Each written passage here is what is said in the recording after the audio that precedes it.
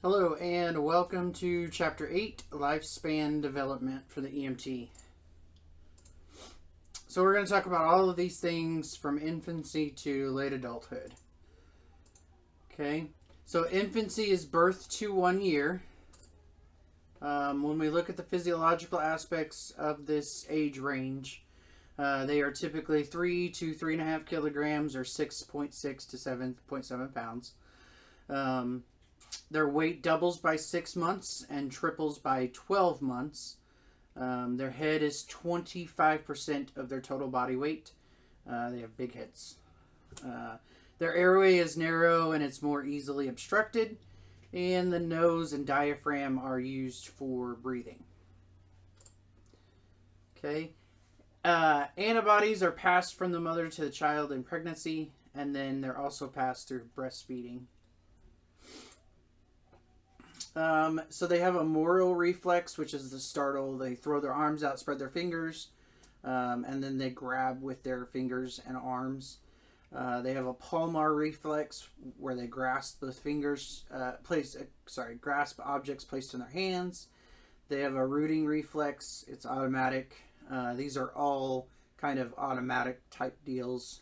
They don't have to be learned. It's a imprinted type deal. They have a sucking reflex, so they suck when the lips are stroked. They have sleep patterns, and they begin to regulate after 2 to 4 months, and then they sleep through the night.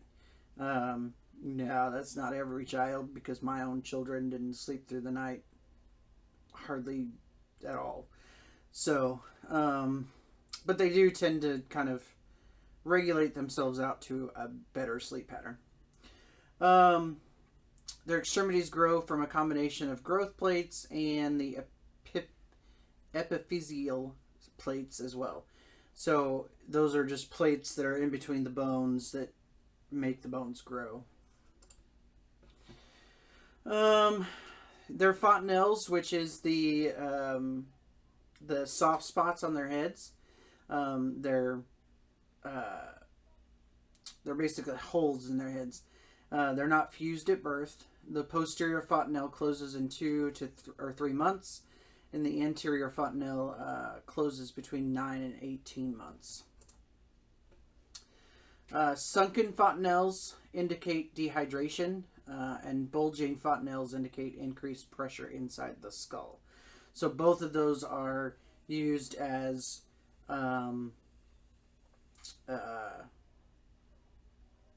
signs of possible conditions like dehydration. So if you feel the top of the head, and you feel on a baby there's a kind of a soft spot on the top of their head, that's their fontanelle. If it's sunken, that means that they're dehydrated. If it's bulging, then they've got some type of possible head injury inside the skull. So they're psychosocial. They start to bond. They do a trust versus mistrust. So they start to learn about their trust and mistrust. They start to learn about, like, take for example, hide and seek. Okay, so they don't have object permanence at this point. So if something disappears from their view, that means that even though it's behind your back, or you cover up your eyes or something like that, even though you're still sitting right there in front of them, they think that you're gone. Okay. Scaffolding is where they start to learn on top of each other. So they'll learn one thing, and then they'll start to learn another thing and build on top of that. And then their temperament starts to come out as they age. So the toddler phase is 12 to 36 months. Okay.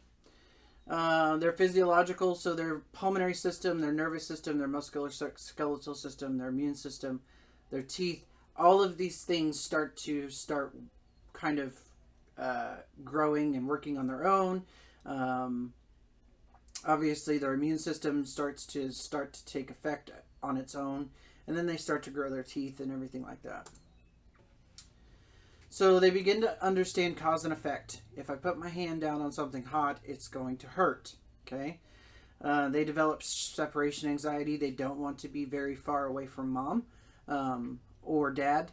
But then they start to they still have mom and dad in their field of vision. But they will go and explore things, and they'll do this magic thinking, this imagination, and engage in play as long as mom or dad are in the room with them. If mom and dad leave, then they start to develop that separation anxiety. Okay, so the toddler phase is the 12 to 36. Preschool age is 3 to 5 years. Okay. So their body systems continue to develop, and they start to develop interactive and social skills. So again, it's that scaffolding. They just start to build. They build on top of each other. Okay. So all of this is building on top of each other, you know, to help them develop and learn. School age is 6 to 12. So they start to lose their primary teeth. They need less general supervision. They start to develop decision-making skills. They start to understand that, that cause and effect has a bigger effect. They have more awareness of self-esteem, and their values of the opinions of peers, positive or negative, start to take effect as well. So these kids start to learn, what kind of opinions their peers have of them and how they value those opinions. Okay, adolescence is 13 to 18. So they have a rapid 2 to 3 year growth spurt. They also start to reach sexual maturity. I will say sexual maturity starts at age 8. Females can develop breasts, they can develop pubic hair, they can develop the period. All of that could start at age 8. Unfortunately, I've got 2 daughters of my own, and I'm not ready for it. But it could start at age 8, as early as age 8, and same goes for males. Although they kind of take a little bit longer to mature sexually. It could start as early as age 8 as well. So these kids strive for independence. They're concerned about their body image and peer pressure. They may be prone to self-destructive behaviors, and they start to develop a personal code of ethics. The older age range for this, like the 16 to 18 years, they start to develop this self-destructive behavior of, I am invincible, I can do whatever I want, and I'm not going to get hurt. And there you go. So they're going to do the more stupid things. They're going to do the, not saying that they drink, but they probably do. But they're going to be the hold my beer type of people. Okay? And watch this. So even though, trauma is the biggest killer for these kids as well. Okay, so adolescents are often injured because of risk taking, and they may be resistant to disclose what happened because they're afraid that they may get hurt, or they may get in trouble for what they did, because they obviously knew that they weren't supposed to be doing it, and that what they did was going to hurt them. And they need to be encouraged to explain the circumstances surrounding an incident. So if they get hurt, I always tell them, hey, I'm not the cops. I'm not your parents. I just need to know what happened so that way I can help you. And normally that helps, and just kind of puts them at ease. I was a kid once too, so I tell them, hey, I was your age once too. I did some stupid things. So, yeah, I mean, I try to get on their level. I try to do what I can to assist them in helping them to explain kind of what they did, how it happened, and various things like that. So early adulthood is 19 to 40. Okay. Lifelong habits are formed. They reach their peak physical condition. Psychosocial, their job, they have job and family stress. They start to get married. They start to have childbirth. And then they start to raise those children. Typically, it's the lower age range of this group with the accidents with the leading cause of death. Again, I would venture to say that that anywhere from 16 to like 25 is that age range of hold my beer, watch this type people, or type attitudes and psychological thinking, because again they think that they are invincible, that they can just do whatever they want without any consequence. Okay, so middle adulthood is this 41 to 60 years of age. So their physiological things, they may need vision correction.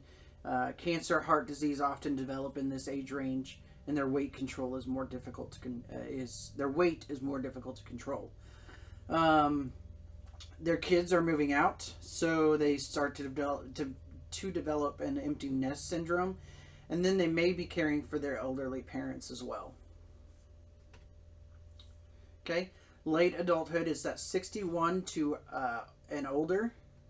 Okay, so physiological changes, their body systems are less efficient. They're starting to deteriorate. Their livers, their hearts, their kidneys, stomachs, and all of it is just starting to kind of break down and not function as properly as it did before.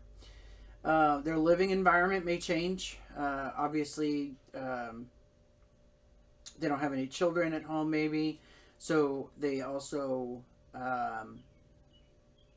may bring in grandchildren to take care of.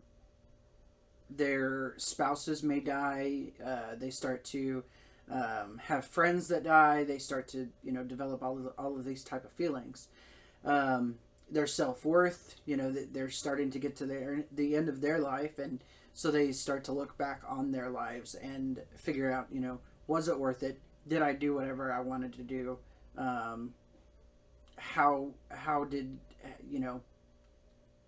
my life compare to what I think I should have accomplished? Financial burdens. Sometimes these patients are, because they're retired, they're on a fixed income. So these patients and people have that fixed income, so they typically seek out alternative ways of healthcare as well.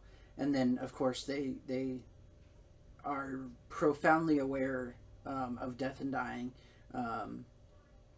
Spouses, friends, their own death and dying, various things like that. All right, so let's go over chapter review. This is an understanding of the basic physiological and psychosocial development for each age group. I didn't go into a whole lot of detail. In each chapter, we'll get into a little bit more of like the physiological changes.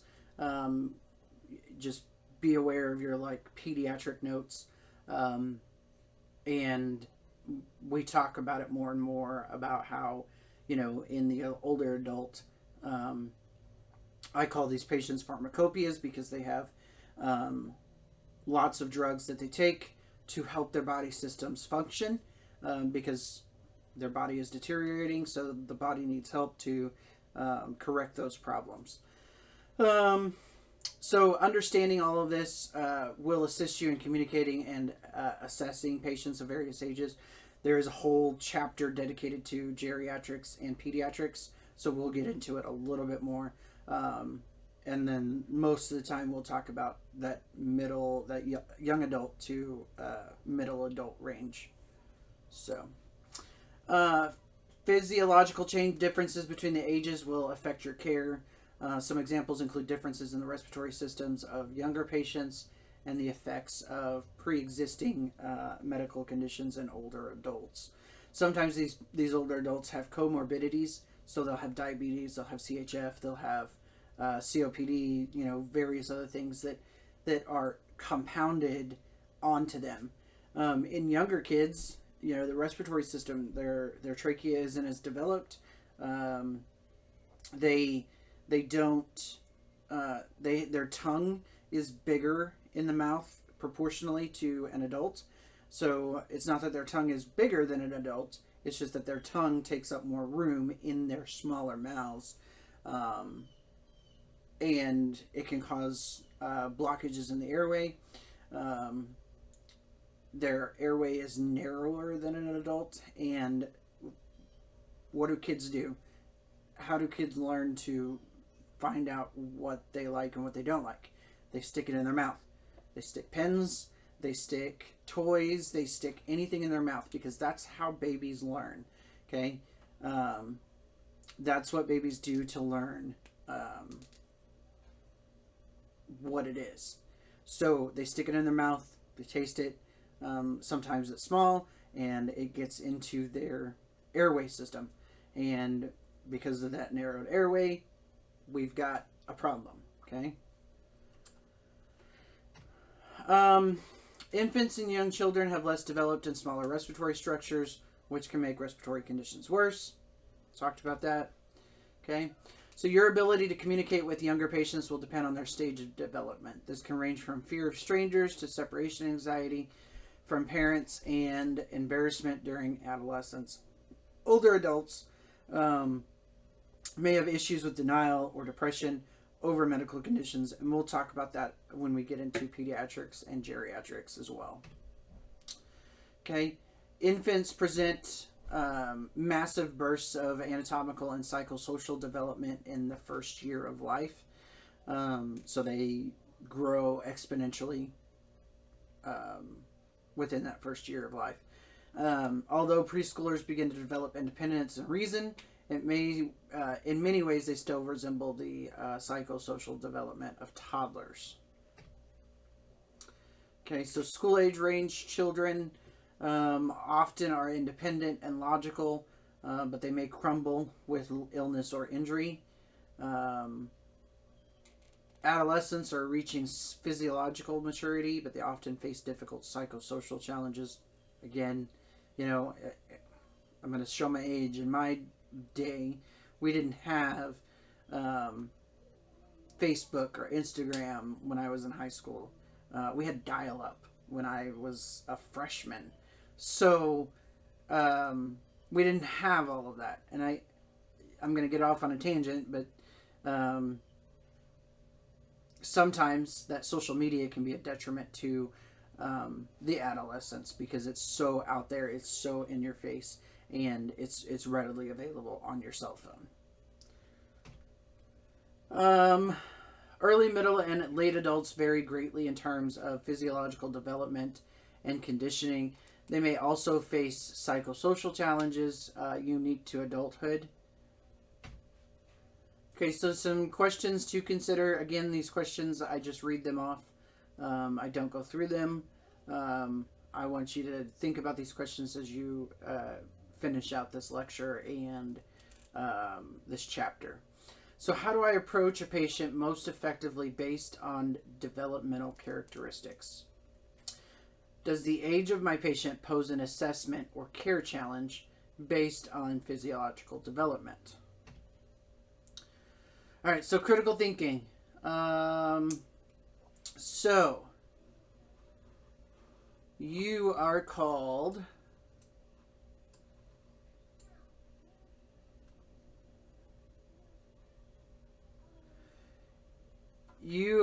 for abdominal pain in a 16-year-old girl. She is with friends at the park. She seems hesitant to answer any of your questions.